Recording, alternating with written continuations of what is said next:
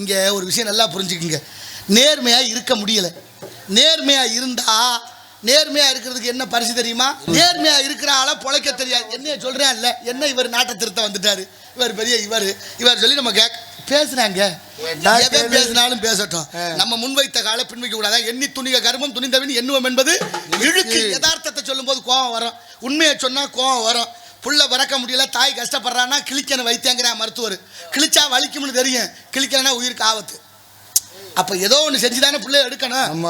அப்போ நல்லது வைத்தியம் தீரணும், நோய் தீரணும்னா மருந்து சாப்பிட்டு தான் ஆகணும். மருந்து கசக்கத்தான் செய்யும், உண்மையும் கசக்கும். அப்படின்னா அந்த உலகத்தில் ஆண்டவனுடைய படைப்பு நேர்மையாக இருந்தால் பிழைக்க தெரியாதவன் அயோக்கியத்தனை அம்புட்டும் பண்ணுறேன், அவனை பூரா புத்திசாலின்னு கொண்டாடுறேன். எங்கே ஓய் சொல்ல என்ன செய்கிறது? ஒன்றும் உருப்படியா இல்லை. 25-30 வருஷத்துக்கு முன்னால் எல்லார் வீட்லையும் விதை நெல் பற்ற கட்டி வச்சுருந்தோம். விதை நெல் நம்ம விளைய வச்சு அந்த நெல்லை காய வச்சு அதை பத்திரமா வச்சுருந்து அதைத்தான் விதைச்சோம், அதைத்தான் நடவு நட்டோம், அதைத்தான் அறுத்தோம், அதைத்தான் பயன்படுத்தினோம். இன்றைக்கி விதை நெல் யாருக்கிட்ட இருக்குது? வேற ஒருத்தன்ட்டு இருக்குது. சரி, அவன்கிட்ட இருந்து வாங்குற விதை நெல்லை ஒரு வருஷம் விளைய வச்சு மறு வருஷம் விதைக்க வச்சோம்னா விளையுதா? முளைக்காது. என்ன பண்ணிவிட்டேன்? எங்கே சுற்றி எனக்கிட்ட தாண்டா கையேந்திரம்னு கொண்டு வந்து நிறுத்திட்டாங்க. இந்த உலகத்துக்கே சோறு போட்டாங்க ஆத்தாளுங்க அப்பன்னு வேளாண்மை குடிமக்கள் சாகிறேன். அதை தடுத்து நிறுத்த நாட்டில் ஒரு வழி இல்லை. உலகத்தில் எல்லாத்துக்கும் ஒரு விலை இருக்குது.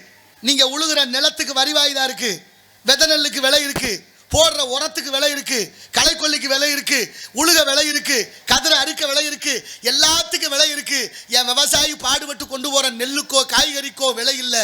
வந்தவன் சொல்கிறேன், ஓ நெல்லுக்கு விலை இவ்வளோதான் கொடுத்துட்டு போடான்றேன். என்ன தீர்மானம் சொல்லிடுறேன். இதெல்லாம் அவருக்கு ஒரு விருப்பம் இருக்குது. மரியாதைக்குரிய இது உங்கள் ஊர் வலைதளத்தினுடைய உரிமையாளர் தம்பி பிரபாகரன் அவர்கள் 501 வழங்கியிருக்கிறார்கள். மரம் வளர்ப்போம் மழை பெறுவோம்.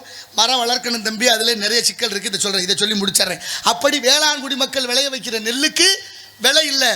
வாங்கிட்டு போகிறேன், அதை அவிச்சு ஊற வச்சு அரிசி ஆக்கி அவன் கொண்டாந்து விலை வச்சு விற்கிறான், வாங்கி தின்னுட்டு ஜாகிறேன். எவ்வளோ காலத்துக்குயா? எவ்வளோ காலத்துக்கு?